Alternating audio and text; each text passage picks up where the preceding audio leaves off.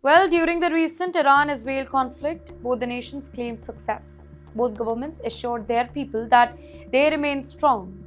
Both sides released official statements highlighting military achievements while downplaying the damage that they had suffered. Right? But now, a leaked document is creating fresh speculations here. According to reports, a draft document allegedly linked to Israel's interior minister suggests that Iran's missile strike on Bazan oil refinery in Haifa. It may have caused far greater damage than what was publicly acknowledged.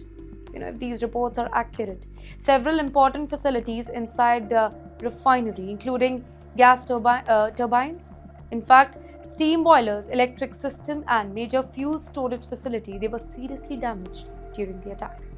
Think why this matters. The Haifa refinery, that is not just another industrial complex. It is one of Israel's most important energy facilities. It supplies fuel used by industries, transportation network, and other essential sectors of the economy. Any disruption at such a strategic installation, it can have long-term economic consequences. According to the leaked report, ladies and gentlemen, one of the large fuel storage tanks were damaged so badly that it may not be repaired further. In fact, the document also claims the refinery's ability to produce fuel at normal capacity. It has been affected, and the complete reconstruction, it can take several years. And if that particular assessment proves correct, the financial impact, that could be a lot. Reports suggest the damage may run into hundreds of millions of dollars. However, it's very important to remember that these claims are based on leaked documents that has attracted widespread attention, and different accounts of the extent of the damage continue to circulate. In the meantime, military conflicts are no longer fought only on the battlefield. They're also fought through information. Every country wants to project strength. Every government wants to reassure its citizens, and sometimes the full picture becomes clear only after weeks or maybe even months. And that is why analysts say that leaked documents, satellite images, and independent assessments that often become important in understanding what really happened during the conflict. Well, for Israel, protecting critical infrastructure, it has always been a national priority.